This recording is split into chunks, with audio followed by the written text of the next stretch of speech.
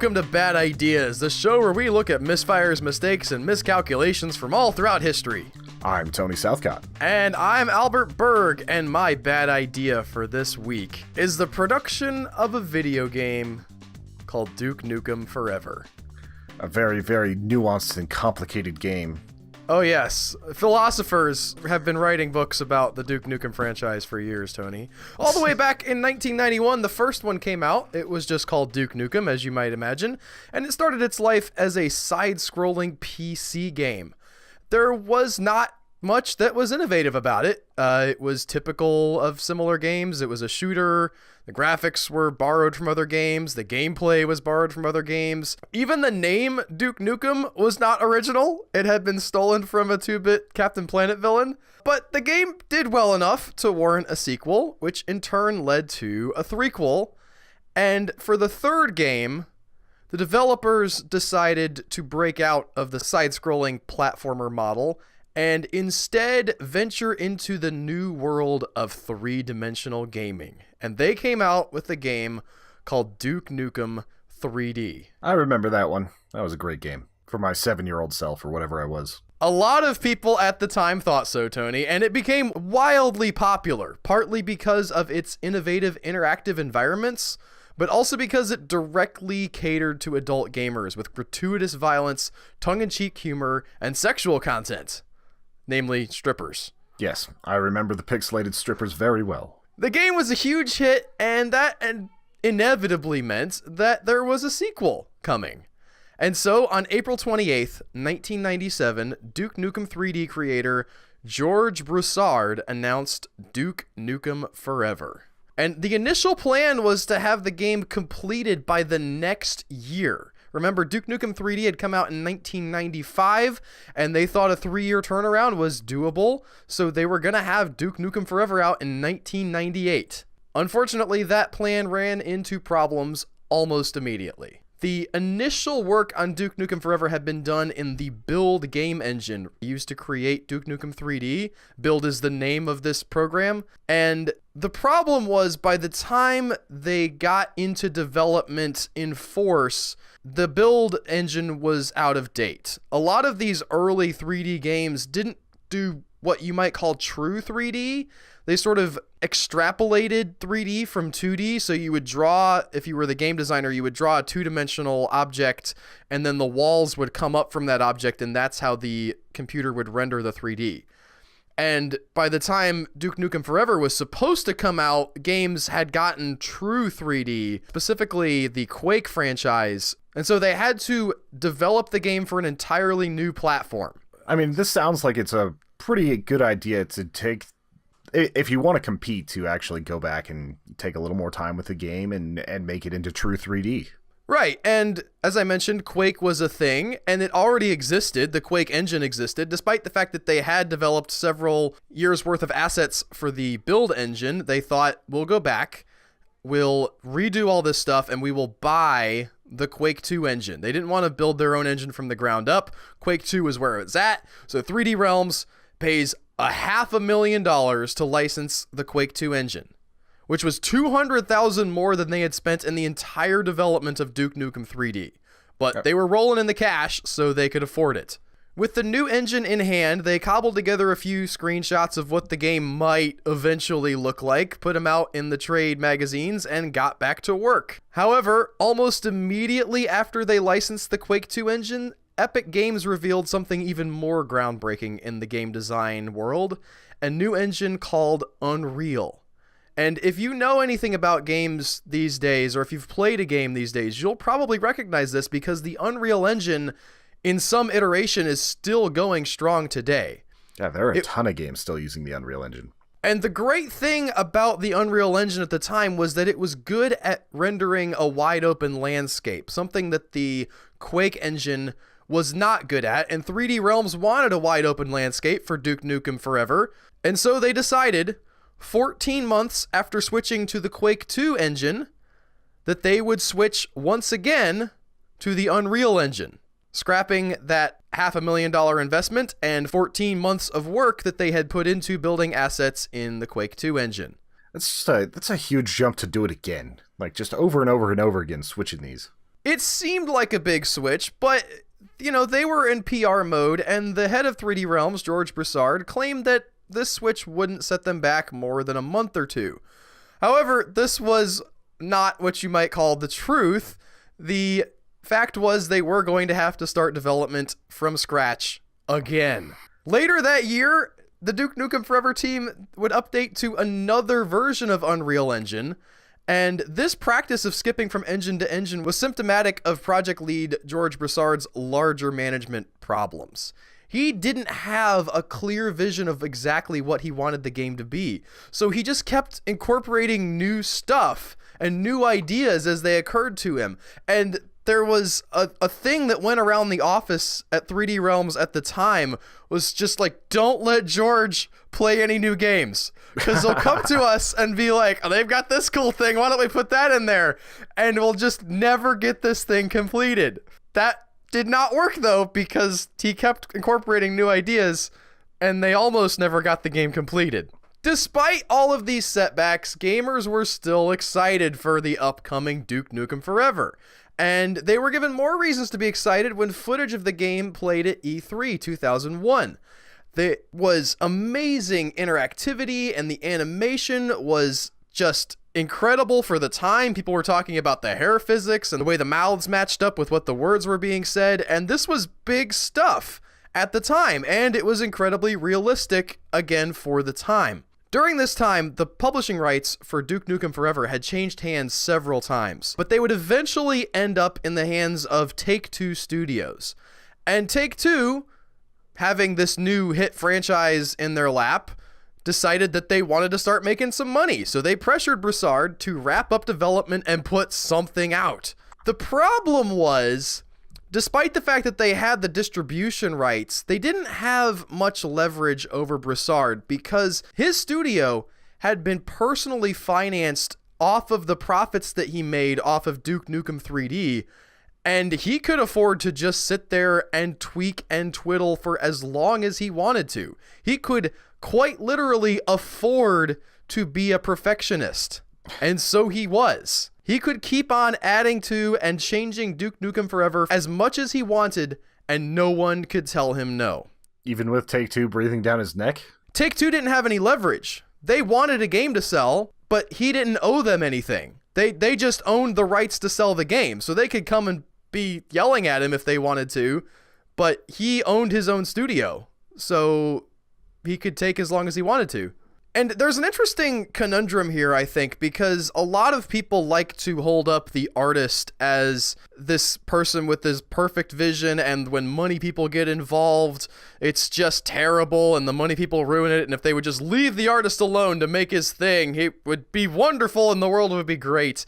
And yet, I think art thrives in a certain sense under the pressures of commercialism. The need to get something finished at some point is usually a positive influence on an artistic work of any kind. Yeah, deadlines are important. And the other problem that Broussard and his team had was that they were developing Duke Nukem Forever in sort of this mid to early 90s mentality. And video games in the 90s were small affairs. Even the larger studios were still relatively small because it was a niche market. Not everybody had a computer. Computer games weren't seen as a huge market at the time, and so game studios were all relatively small. But as they moved into the 2000s, that was changing. Game studios were getting bigger and bigger and making bigger and bigger games, and Broussard was trying to continue developing under that old small studio model, which meant that they could not make the changes fast enough to keep up with the technology and the other games that were being developed. Yeah, that was a time whenever you started seeing things go from like a dozen people and like a huge life cycle to giant 80, 100 person companies, and like the GTA style games were starting to come out and everything. I remember that being a huge drastic time for gaming. Right. And if you're a company with 18 people working at it, which 3D Realms was, you didn't have the ability to compete on a production level with somebody that had 100 people. Broussard kept chasing the latest and greatest technology had to offer, but he didn't have the team he needed to catch up with that technology.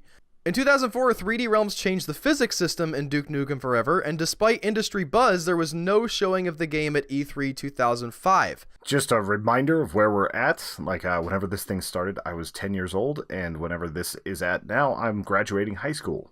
And they're still working on it. It's easy to see, by the way. You can understand this guy puts out this game that was seen as relatively groundbreaking at the time, and he wants to follow that up with another groundbreaking game.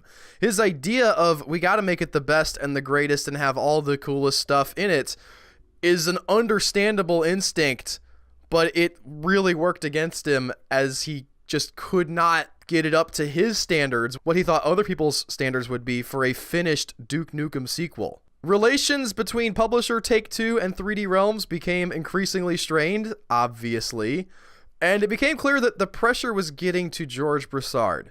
In public interviews, he repeatedly expressed his apologies that the game was not completed, but he continued to insist that he would not ship the game until it was, quote, finished. The thing was, the game was closer to being finished than Broussard was able to see. In 2007, he hired a man named Raphael van Lierop to be the project's creative director, and Lierop played through the game and was blown away by how much content there was in the Duke Nukem as it existed at the time, and he thought it was pretty innovative. He said to Broussard, listen, man, this is great stuff. You put this out now, just cap it off, right? Just make it flow a little bit better and, put an ending on it or whatever, and we are going to blow everyone out of the water. Broussard, though, was not interested in just finishing up and blowing people out of the water. He had a grand vision. And while Lierop said they could have the game out in a year, Broussard said, we're at least 2 years out, guys. So nobody get antsy because we're going to ride this for the long haul. And ride it they did. And in 2007, things seemed to be looking up for 3D Realms. The company released a new Duke Nukem Forever trailer near the end of the year, and despite the pessimism from Broussard, many in the gaming community held out hope for a 2008 release of Duke Nukem Forever. At this point in the document, by the way, that we're using, I got tired of writing out Duke Nukem Forever and abbreviated it, and that was the point where I realized that the initials DNF also stand for did not finish. Unfortunately for the hopeful gamers, 2008 passed and 2009 rolled in with money problems for George Broussard. After having sunk $20 million of his own and his partner's money into DNF, 3D Realms was out of cash. They had to lay off most of their workers and work shut down on Duke Nukem Forever. Take-Two Studios, infuriated that they still didn't have a finished game, sued 3D Realms for breach of contract, but that lawsuit eventually fizzled out. Still, it didn't change the fact that 3D Realms was broke. Duke Nukem Forever was dead. Except it wasn't. Despite the fact that 3D Realms had gone under, several company personnel continued to develop the game, working from home in a collaboration that would eventually become a new studio called Triptych Games. And in 2010, Gearbox Games, another studio led by a Duke Nukem 3D alumnus, Randy Pitchford, came to Duke's rescue. Possibly because of their desperate condition, the Duke Nukem Forever team finally managed to put together an actual game. The first playable bits of Duke Nukem Forever showed at PAX 2010, and shortly thereafter a demo was released. The game was scheduled to be released in May of 2011, but inevitably there was yet another delay. Yeah, but that's still a huge difference having a build ready and actually being able to show it at PAX and have people mess with it than where they were at before, where you had basically stills of things and that's it. Yes. Finally, on June 14th, 2011, the game 15 years in the making hit store shelves. 15 years, by the way, is the current Guinness World Record for the longest development time on a video game from conception to release. I feel like there's going to be some games that push that just because they never get out of alpha anymore. I don't know if that counts. That's true. If you're selling the game, I guess you can say it's been released, even if it is a beta version like what they do on Steam all the time. Duke Nukem Forever, the long-awaited franchise finale for Duke Nukem, was released and met with a resounding from games journalists. That's probably because Duke Nukem was a product of the 90s. He was part of the attitude generation that they were building up there. The whole, just big, bodacious, blonde, muscled dude and everything. It didn't play as well anymore. Some of it was the gameplay as well. The gameplay that had been cutting edge and, sort of groundbreaking was old and stale because of how long this development cycle had taken. The graphics were also subpar. The game was criticized for being somewhat glitchy. There were really long load screens. And the adult themes, quote unquote, that had made Duke Nukem 3D seem edgy in 1995 now came off as kinda creepy and sexist. There was apparently a segment of the game where there were women who had been forcibly impregnated by aliens, and you had to kill them before the alien babies hatched and killed them. I've seen that movie. Problematic, I would say, is the word I would describe that with. The game that had taken 15 years to produce really looked its age. And the players weren't much more excited. Duke Nukem Forever sold half as many copies as had been expected when the initial investment of Take-Two in 3D Realms happened. But the game would still end up being profitable for Gearbox. Not by a lot. It was not what anyone would call a hit. It did not burn up the charts. It's not a classic today, Tony. But they didn't quite take a hosing. Yeah, they literally resurrected it in their free time and put something out. They were able to do what Broussard could not. So I give them props for that. And even if the game wasn't great or it was just a little bit too 90s, there were a lot of people I know that actually did enjoy the game just for that weird bit of plasticky looking nostalgia. I will say, I went and read some recent reviews of the game, and the general consensus is not that bad. Yeah, you don't want that for a game that took 15 years to make, but It's still better than could not review or DNF. It's I think an example of sort of the planning stage taking over the artistic craft, where there's a certain point where you have to make the thing and put it out.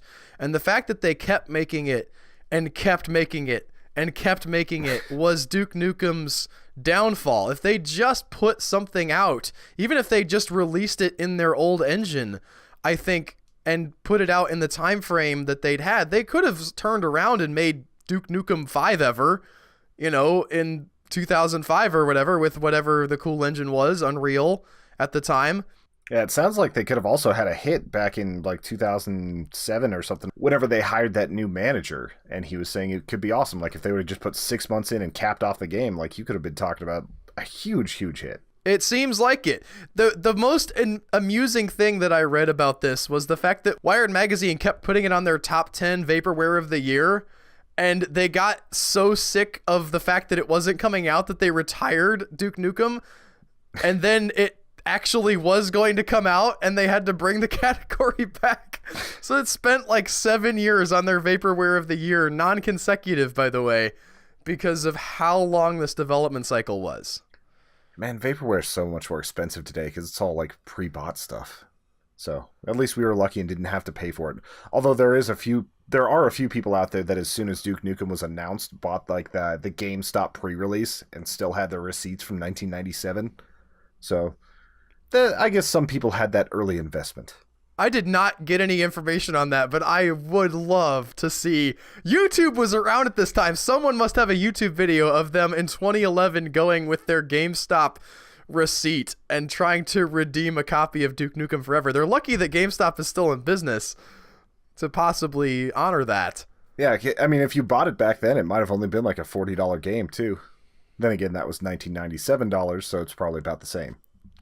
That's how it works, Tony. Yep. But that's the bad idea for this week. Nothing terribly world-shattering. People might have lost their jobs, and that would be unfortunate. But really, it's just a game that wasn't that great. But I think we can learn something from it. I think if you're someone who's making something, you can learn something from Duke Nukem Forever.